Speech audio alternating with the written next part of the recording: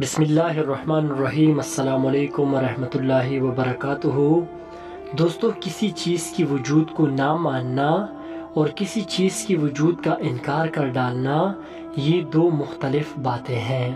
ان کی محرکات بھی مختلف ہیں اور نتائج بھی۔ کسی چیز کو نہ ماننا اس کے نہ ہونے کی دلیل نہیں ہوتا، بلکہ آپ کی کم علمی کی دلیل ہوتا ہے۔ ہو سکتا ہے وہ چیز موجود ہو مگر آپ کے علم میں نہ ہو۔ مگر کسی چیز کا انکار کر ڈالنا کم علمی کی دلیل نہیں، بلکہ باقاعدہ ایک دعویٰ ہے۔ اس دعوے کے لیے ثبوت درکار ہے، علم درکار ہے۔ یہ دعویٰ اگر علم کے ساتھ کیا جائے تو قابل ستائش ہے، اور اگر بغیر کسی علم کی کیا جائے تو اس سے بڑی جہالت اور کوئی نہیں۔ دوستو، اگر ہم دنیا کو دینی اور لادینی لوگوں میں تقسیم کریں تو لادینی لوگ مزید فرقوں میں تقسیم ہوتے نظر آئیں گے، جن میں قابل ذکر ہے ملحد اور اگنوسٹک۔ اگنوسٹک وہ ہوتے ہیں جو خدا کو نہیں مانتے مگر خدا کا انکار بھی نہیں کرتے۔ وہ صرف اپنی کم علمی اور کم فہمی کا اعتراف کرتے ہیں، یعنی وہ علم جو خدا کے بارے میں مذہبیوں کے پاس موجود ہے وہ اگنوسٹکس کے پاس موجود نہیں ہے۔ جیسے ہی وہ علم آ جائے گا وہ بھی خدا کو مان جائیں گے۔ دوستو، ملحدوں کا معاملہ مختلف ہے۔ وہ خدا کا برملا انکار کرتے ہیں جس کے لیے ثبوت درکار ہے۔ یعنی ایک طرح سے ان کا دعویٰ یہ ہے کہ ہم اس کائنات اور اس کے گرد و نواح کے چپے چپے کا علم رکھتے ہیں اور اس میں خدا کا ہونا ممکن نہیں ہے۔ یہ دعویٰ اس وقت باطل قرار پاتا ہے جب اس زمین پر موجود سمندر میں ایک نئی مچھلی دریافت ہوتی ہے۔ یعنی اس زمین پر ابھی دریافتوں کا سلسلہ جاری ہے اور کوئی اٹھ کر دعویٰ کر دے کہ اس پوری کائنات میں یا اس سے باہر کئی خدا کا وجود ممکن نہیں۔ یہ ضروری نہیں ہوتا کہ کسی چیز کو ماننے کے لیے اس کا سائنسی اصولوں پر پورا اترنا ضروری ہو۔ سائنس انسانوں کے علم پر صرف دو طرح سے اثر انداز ہو سکتی ہے۔ پہلا یہ کہ وہ ثبوتوں اور مشاہدوں کی بنیاد پر کسی چیز کا وجود ثابت کر دے۔ دوم یہ کہ وہ ثبوتوں اور مشاہدوں کی بنیاد پر کسی چیز کے عدم وجود کو ثابت کر دے۔ نہ تو کسی چیز کو بغیر ثبوتوں کی تسلیم کرنا سائنس کا دائرہ کار ہے اور نہ ہی بغیر ثبوتوں کی کسی چیز کا انکار کر دینا سائنس کے لیے ممکن ہے۔ دوستو، پہلا طریقہ آسان ہے۔ مثال کے طور پر میں نے مینار پاکستان دیکھا تو اب میرے لیے اس کا وجود ثابت کرنا بہت آسان ہے۔ میں اس کی تصاویر دنیا کے سامنے پیش کر سکتا ہوں، اس کی موجودگی کی جگہ بتا سکتا ہوں، اس کے آس پاس موجود عمارات کو بطور ثبوت پیش کر سکتا ہوں۔ اس کے کئی طریقے ہیں، مگر اگر میں نے مینار پاکستان نہیں دیکھا تو بغیر ثبوتوں کے میرا یہ دعویٰ بھی باطل ہی ہوگا کہ مینار پاکستان کا کوئی وجود ہی ممکن نہیں۔ ہو سکتا ہے موجود ہو مگر میرے علم میں نہ ہو۔ اس قسم کے دعوے کے لیے ایک اور دعویٰ بھی درکار ہے کہ میں نے دنیا کی ہر چیز دیکھ رکھی ہے اور ان میں مینار پاکستان کا کوئی وجود نہیں۔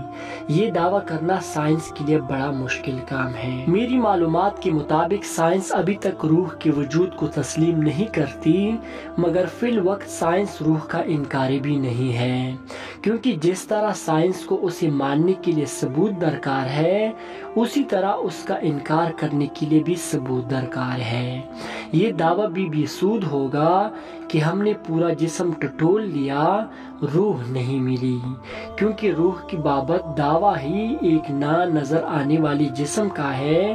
یعنی جس طرح عقل کو بغیر دیکھے تسلیم کیا جا سکتا ہے اسی طرح روح کو بھی مشاہدات کی بنا پر تسلیم کیا جا سکتا ہے۔ ایک مثال کشش ثقل کی بھی ہے، یعنی اٹریکشن فورس کی بھی ہے، کہ جب تک دریافت نہ ہو گئی سائنس نے اس کے وجود کو تسلیم نہیں کیا۔ دیا، مگر اگر سائنس اس کا انکار کر ڈالتی تو جس دن نیوٹن نے قانون کشش ثقل پیش کیا سائنس کو اپنا توکا چاٹنا پڑتا۔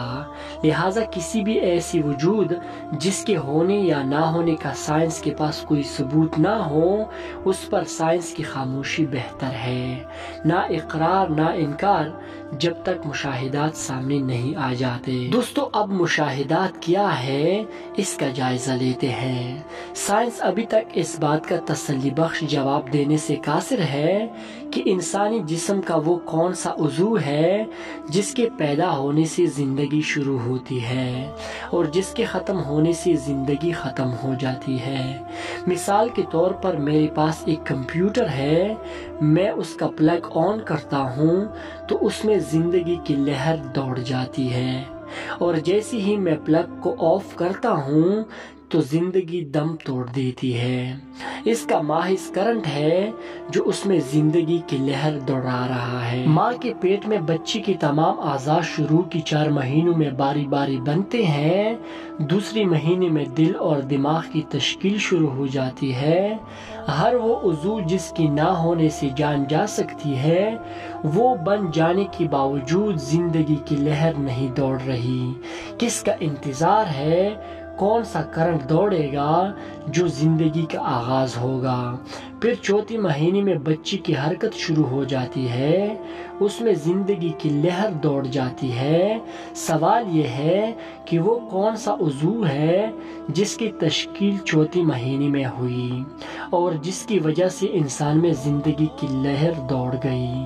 تو جواب ہے ایسا کوئی عضو نہیں ہے۔ 4 مہینے میں جن اعضاء کی تشکیل ہوتی ہے وہ سارے کے سارے بے جان، بال، ناخن اور دانت، ان میں سے کسی کا بھی تعلق زندگی سے نہیں ہے۔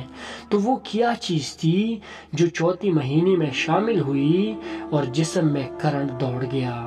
سائنس اس سوال کا جواب دینے سے قاصر ہے۔ دوستو موت کے معاملے میں بھی یہی اسرار و رموز ہے۔ ایسا ممکن ہے کہ کچھ اعضاء کا تباہ ہو جانا فوری موت کا سبب بن جائے جیسے دل و دماغ، مگر پھر ان کی موجودگی کے باوجود موت کا واقع ہو جانا سمجھ نہیں آتا۔